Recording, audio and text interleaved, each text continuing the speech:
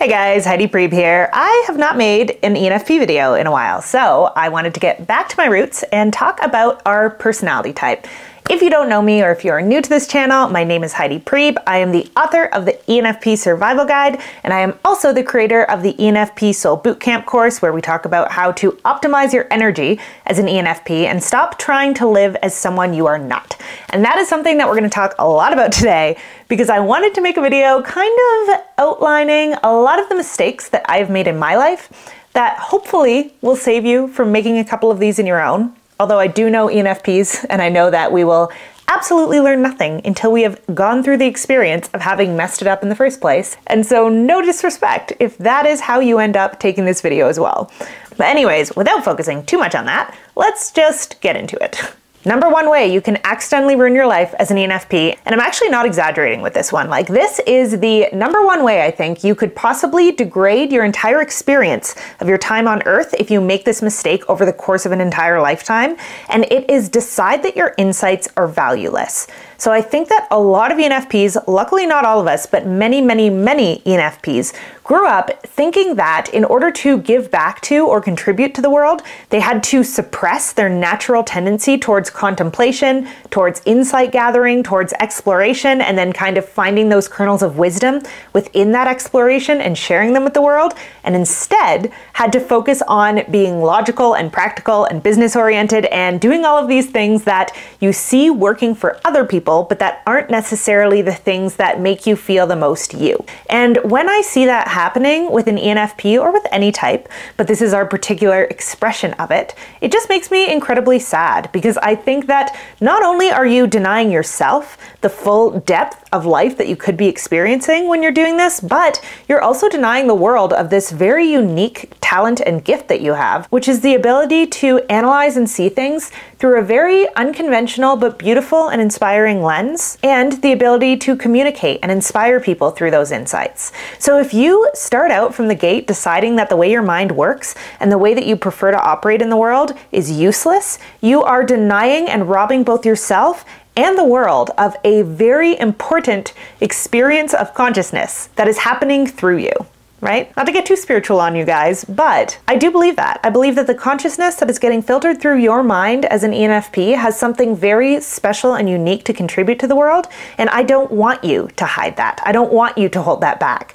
I need it. The world needs it. If you are telling yourself nobody wants to hear what I have to say, I can automatically say that's not true. Because if you are watching this and you are thinking that, I guarantee you I would care about some of those things you have to say. Okay, so there's one person out there who would. And I would also bet a very significant amount of time, energy, and money that I am far from the only one. So number one way to accidentally ruin your life as an ENFP is decide that your insights are valueless. Number two way to accidentally ruin your own life as an ENFP is to limit the way that you seek out education. So I think that a lot of ENFPs tend to struggle with the traditional education system. I know that particularly in my undergrad days, I really struggled with my degree. I really struggled with how kind of limited and uncreative I had to be in order to get the marks that I wanted to get. Now that I'm in my master's, I am enjoying it a lot more because it's a much more flexible approach to learning. But when we think of the word learning, I think that for most of us, that's what comes to mind, right? Is just traditional education.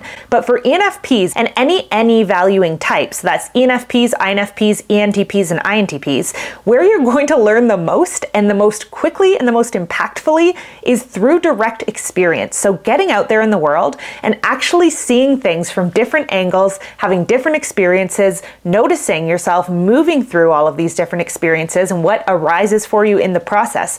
That is your natural learning style as an ENFP. And if you are denying yourself the opportunity to learn that way, you're denying yourself an incredible amount of wisdom that you could gain over the years through engaging the way that you are born and created to engage with the world, okay? So there's nothing wrong with traditional education. There is nothing wrong with going to school and going all the way through and doing your PhD and degrees after that if that's what lights you on fire.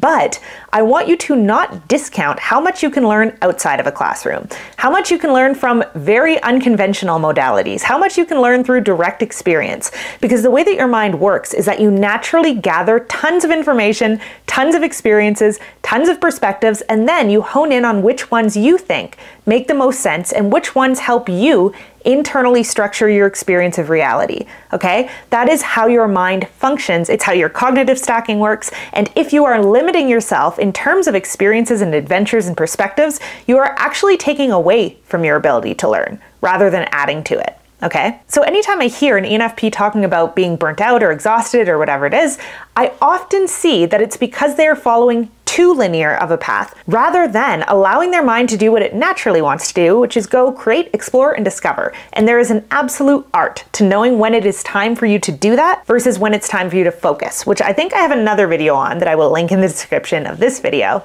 But in the meantime, I just want you to keep in mind that if you are thinking of education as something you can only get in a classroom, you are absolutely missing the mark based on the personality type that you have. And again, don't rob the rest of us of those incredibly valuable insights you would probably gain if you were allowing yourself to explore the world in as free a manner as you are naturally inclined to. Way number 3 can accidentally ruin your life as an ENFP is stay in situations where you really want to leave. So ENFPs have this tendency to get very stuck on our routines because we have inferior SI. By the way, if you don't know what I mean when I say inferior SI, I'm talking about the ENFP's cognitive functions. I do run a 6-week ENFP Soul Bootcamp course where I play out these cognitive functions as little characters inside of your head that help you understand how you're thinking about things, making decisions, processing your emotions, and all of that fun stuff. So the link to that will also be in the description of this video. But in the meantime, I just wanted to talk about what happens when we let introverted sensing get too much of a hold on our experiences. And what happens in that case is that we become petrified to leave what we know. And this is kind of this paradox that most people don't intuitively understand about ENFPs because on the surface, we seem so free-flowing and fun-loving and like we are always open to new opportunities, but it's very easy for us to become emotionally attached to certain situations or people or patterns that repeat themselves over the course of our lives, and we can cling to those things at the expense of going out and gathering new things to bring into our awareness. And it's important to notice when we're in that stage, when we are staying somewhere out of comfort, out of familiarity, out of fear, when what we really want to do is go be out in the world exploring. And there is an art here as well to finding that balance between what keeps us comfortable and safe and what keeps us energized and kind of continuously renewed in life, right?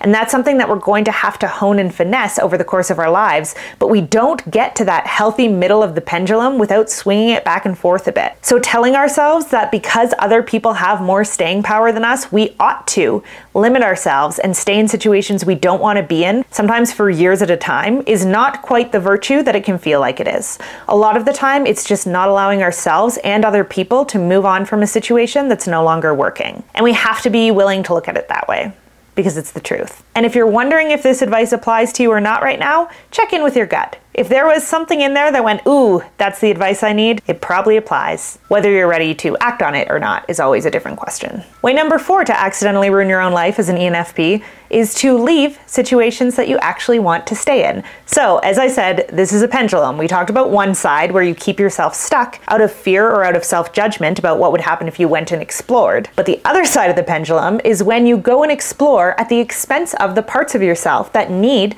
safety, connection, and comfort. Right? So there has to be a certain amount of groundedness that you feel in order to explore in a way that is meaningful. So when we explore from an untethered place and we're just going out and collecting experiences and traveling and exploring and meeting new people indiscriminately, but we never stop to center those experiences and figure out what it is that we're seeking from them in the first place, or at least retrospectively making sense of them, we're going to end up feeling very aimless, like we're kind of floating in this sea of opportunity where nothing means that much and nothing feels worth staying with and persisting through. And life has to be a fine balance of both, right? We have to know when it's time to let go and welcome in something new and be in a state of uncertainty, and when it's time to decide what matters, what feels meaningful, and where we want to stay.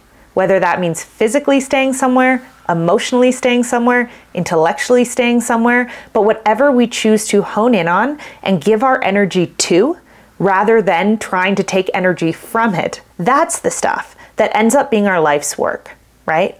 And it's not always time to do our life's work. Sometimes it's time to gather information and explore. But again, you kind of know in your gut what those things are when you find them. You just have to be paying really close attention to yourself so that you don't miss those cues when they come up. And so you're not just moving on from things for the sake of moving on, when those are actually things that could enrich your life in really meaningful ways. Way number 5 you can ruin your own life as an ENFP is get so attached to any element of your own identity that you stop approaching things with beginner's mind. So I have an INTJ friend who is a teacher at a private school, and he does this thing with his students that he told me about one time that I thought was so cool, where he gets his students to fill up a glass of water right to the brim and then walk down to the bottom of this hill without spilling any water out of the cup.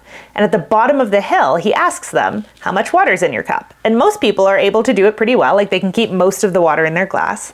And then he asks them, what did you notice on your walk down the hill? What did you notice about the scenery, about the sights, about the sounds, about your experience? And most of the students find that they don't notice that much because they're so focused on not spilling their water glass that they aren't really remaining open to the rest of their experience. And this is exactly what happens when we get so attached to some element of our ego or the way that we identify ourselves, which is more or less the same thing, that we forget that there is stuff happening all around us that could change the way we think of ourselves, that we could change the way that we identify with ourselves. But whenever we get to a place where we really want to keep everything that we have and we really want to hold on tightly to this idea that we have about ourselves, we just get hyper-focused with not spilling anything out of our ego, right? Not contradicting any of the things that we want to believe is true about ourselves. And when we're in that state, we're not approaching life with a beginner's mind. We end up stuck in a rut because we're so afraid of loss that we completely forget to be open to changing our perspective about ourselves. And types that use introverted feeling can be particularly susceptible to this because our identities and who we think we are feels so personal and so important to us that we will fight tooth and nail in a lot of cases to avoid changing. And what we don't always do is check in and ask ourselves, does this still make sense? Or is there some stuff in the cup of my ego that could spill out a little bit, and that would probably be fine. And it would give me some room to walk more freely through life and gather more experiences. I'm gonna see if I can get that friend to do a video with me on this channel. I think you guys would like him. Anyways, way number 6 you might accidentally ruin your own life as an ENFP is to idealize people at the expense of actually connecting with them. So this is a mistake I have made many times in my life, and I'm sure I'm not done making. There are certain mistakes where I'm just like, ooh, I've got a few more of those left in my system, you know? But something that I think most ENFPs are familiar with is the experience of putting someone on a pedestal in your head and deciding that they are the answer to all of these problems in your life, that they are the connection you've been looking for, and then ignoring every piece of evidence that you gather to the contrary when you're interacting with that person in real time.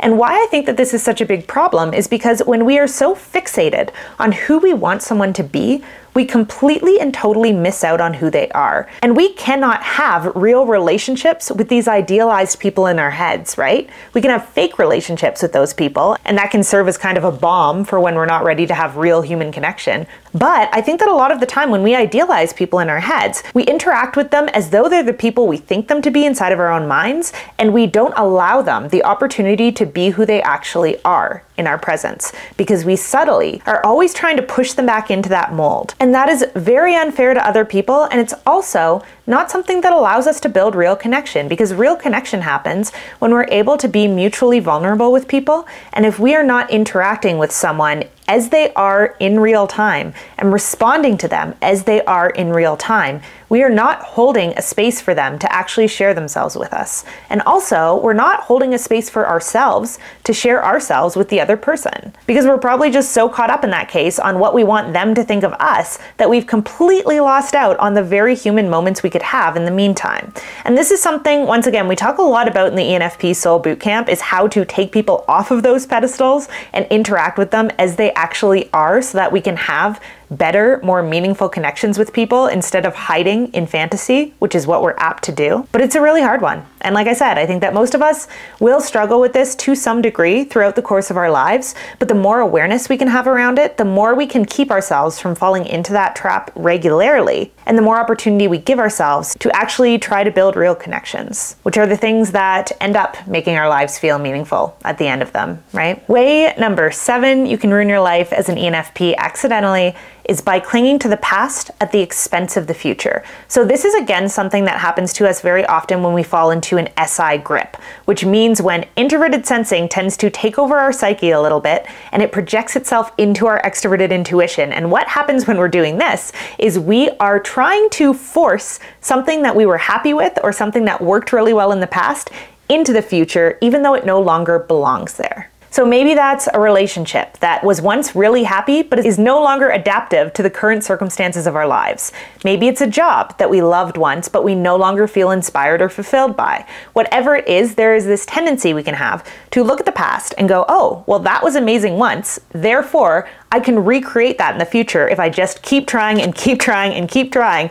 But what we're actually doing is trying to force past conditions onto a future that is no longer compatible with that thing. And I think that when we're really honest and really quiet with ourselves, we all know when we're doing this. But it doesn't make it any easier to stop doing it and to force ourselves to allow our plans for the future to rearrange, which feels scary when we're used to doing things in one way and when we have a certain plan for the future that we've gotten emotionally attached to. Which, oops, I realized I'm talking about mistake number 8 now, so let's just go right into that, which is cling to the future at the expense of the present. So these things are kind of two sides of the same coin. When we want the future to resemble the past very badly, what we're doing is closing ourselves off to new future opportunities that could be available to us if we would center ourselves in the moment and realize where we're at now. And in order to do that, we have to be willing to let the plans that we have about the future and let the fantasy that we have about the future go. Not all of the time, of course. There's nothing wrong with having dreams and plans and things we're excited about for the future, but there's also so many times where we are clinging to those plans so heavily and clinging so much to this emotional attachment that we have to the future that we cannot see for the life of us what is actually in front of us and what situation we are actually in the present. We are not naturally present-dwelling creatures as ENFPs. Extroverted sensing, which is the most present function, is dead last in our cognitive stacking of 8 functions, right? So that means we have a lot of trouble existing in the here and now, rather than our preference for reflecting on the past or planning the future. But if we can't center ourselves in the moment intentionally, often enough to make sure that the way we're thinking about both the past and the future still makes sense, we will get stuck in rut after rut after rut, where we are trying to force our conceptualization of reality onto a reality that no longer makes sense. So clinging too much either to the past or the future is a recipe for disaster for us. Way number 9, you can accidentally ruin your own life as an ENFP, is to deny your natural energy and your natural personality preferences and try to endlessly fit yourself into all of these boxes that you do not belong in. So once again, a lot of ENFPs deal with a lot of internalized shame about the ways in which they are different from the people around them, right? We are very creative, we think outside the box, we act outside the box, we need to experience before we decide what we think, what we feel, or what we want to pursue in life. And one of the worst things you can do for yourself is deny yourself that exploration and deny yourself the way that you naturally function and the energy that you could genuinely bring to the world because you think that there's something wrong with it. There is nothing wrong with it. That energy has to be harnessed and it has to be managed mindfully, but you can learn to do that. Those are skills you can acquire. You don't have to mimic other people who are doing things in a completely different way and tell yourself that you will never get anywhere unless you act like someone you're not. You can act like the person you are, but learn to be a loving parent to that child inside of yourself who is eternally wanting to go out and explore and learn more, right? You can learn to set natural boundaries and limits on your own energy in a way that allows you to keep it alive and active without burning out and without trying to mimic like an ESTJ who just does everything in a very organized way. That is not who you are. It is never who you will be. And that is a good thing because every distinct personality and every distinct person brings something very unique to the world that needs to be there, right? So one of the fastest ways to ruin your life permanently is to go through life with this idea that you have to be someone else, okay? You don't, and you shouldn't. You should be you. And if you're not excited that you're you, I am. I'm excited that you're you. So I will hold that excitement for you until you are ready to reclaim it. Because I always want every single ENFP out there to be showing up as the most energized and alert and awake versions of themselves. Because I don't think you guys realize how rare that is and and how important it is to the world. Way number 10, that you can accidentally ruin your own life as an ENFP. And of course, I have to end with something that is completely contradictory to everything I've said before this point, which is allow your personality to limit you in terms of anything that you want to pursue. So yes, go with your natural energy, find your flow, cultivate mindful practices that allow you to understand how you work and how it best serves you to show up in the world. But if there is something you want to do or some experience you want to have, and you think that is not so ENFP friendly, oh my God, do not let your personality type limit you from trying that thing. I've had a kind of reverse experience in my own life where I went so deep into creating content and stuff around being an ENFP that I started to think of myself as only an ENFP, right? And if I had stuck with that mindset, so many things that I ended up learning in life that were more ENTP-ish or INTJ-ish or ESFJ-ish, I would never have learned. And there are so many situations I would never have put myself in because I would have assumed that that situation would not work out for me. Life in theory is not the same as life in practice. And theory is this wonderful tool we can use for self-understanding, but it should never, ever, ever, ever, ever, ever, ever be a tool that we use to limit ourselves and limit the experiences that we allow ourselves to have in the world. Because we learn through that experience, and we learn the most through experiences that go wrong. So sometimes it's actually very useful for us to put ourselves in the wrong room, around the wrong people, in the wrong situation. Don't intentionally traumatize yourself, but do be willing to go out on those limbs and put yourself in situations that you're not sure whether or not you'll thrive in. Right? If there's anything we learn through as ENFPs, it is being in situations where we have to sink or swim. So give yourself the gift of those situations and don't let any thoughts you have about yourself and who you think yourself to be hold you back from any of that, ever. Back to point number 2, you learn best through the school of life. So give yourself as big and as vast of an education as you are possibly able to give yourself. That is absolutely what your mind is naturally wired to do. Okay, I think that's all I have to say for today, but as always, I want to hear from you guys because in the comments section, usually people are giving each other much better advice than I'm giving any of you. So let me know which mistakes you have made as an ENFP in your life that you think could have been avoided, circumnavigated, dealt with differently, and we can all learn from each other because that's what we are ultimately here to do. All right, as always, I love you guys. I hope you're taking care of yourselves and each other, and I will see you back here again really soon.